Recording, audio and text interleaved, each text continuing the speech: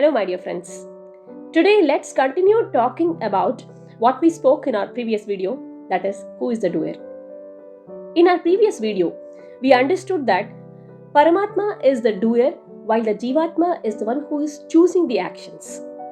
Paramatma, who is residing inside all of the elements around us in the nature, is being instrumental in making our choices as a fruitful action.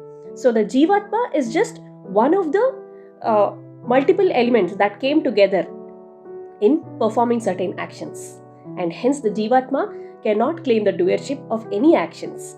Now, let's continue answering more questions that arise around this topic. Okay. Jivatmas are choosing actions.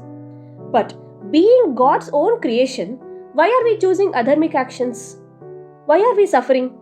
In Bhagavad Gita, Krishna makes it very clear that none of these Jivatmas were born, nor will they cease to exist in future. Which means that the Jivatmas residing in this body have been ever existing.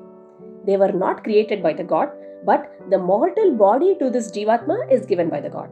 But why are we choosing activities that will eventually lead us to suffering? At this point, I would like to introduce you to the three gunas that have been existing in this world. That is, Sattvika, Rajasika, Tamasika. Sattvika is purity, knowledge, goodness, contentment, satisfaction. Rajasika is passion. You want to do something because you want to get something. You are focusing on the result. Tamasika is lethargy, laziness, darkness, ignorance, arrogance. So the Jivatmas which are residing in this nature are largely influenced by these three gunas of the nature. Each of us are a certain combination of Sattvika, Rajasika and Tamasika. Some people are highly Sattvik, little Rajasic and very little Tamasic.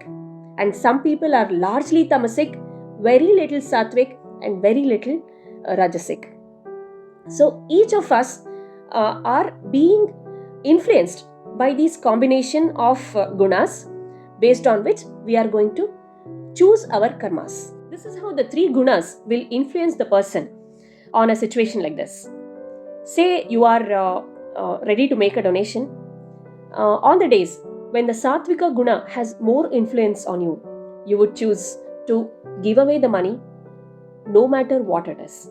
Whether the person is deserving or not, whether you have excess or not, you are ready to give away because you are finding the satisfaction in giving away. Sattvika influence, and then the Rajasika. I think I am giving away too much money. I should save something for myself as well. And then Tamasika influence. Why should I give away my money to somebody else? It is my money. So like this, based on lot of influences, we choose our karmas. And then we are going to get the consequences as per the karmas we chose, and all of it will fall in place, which is again planned by Paramatma. So the intelligent ones will never get deluded by the temporary pains and pleasure.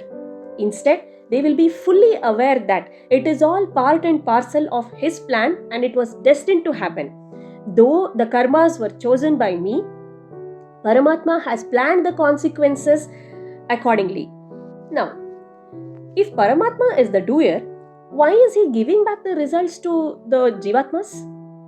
Isn't it unfair to do adharmic activities and give back the results to the Jivatma? It is simply because Paramatma was never attached for those activities.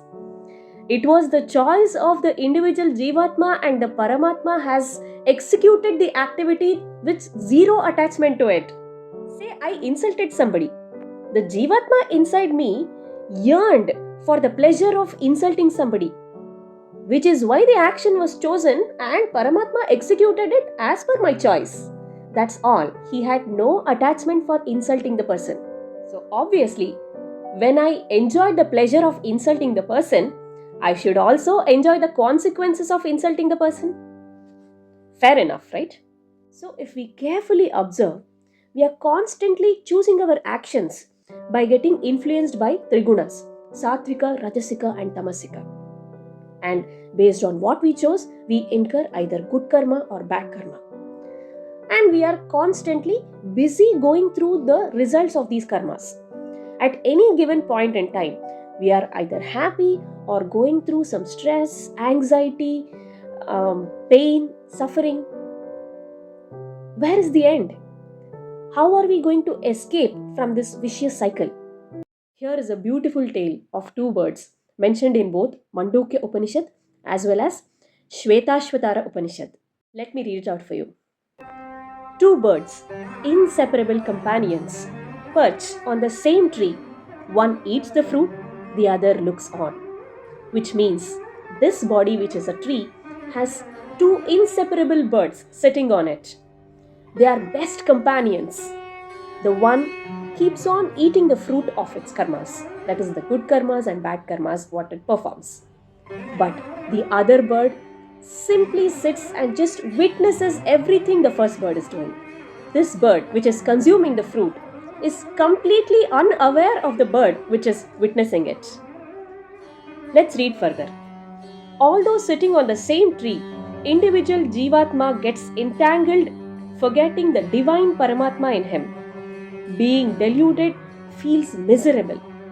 The moment this bird stops eating the fruits and starts worshipping this divine, witnessing bird, it becomes free from misery. This Jivatma bird is completely occupied experiencing pleasures and pain, occupied in its own ego. I did this, I did that, I was honored, I was insulted, my child, my family. It has totally forgotten the divine Paramatma that is residing within its body.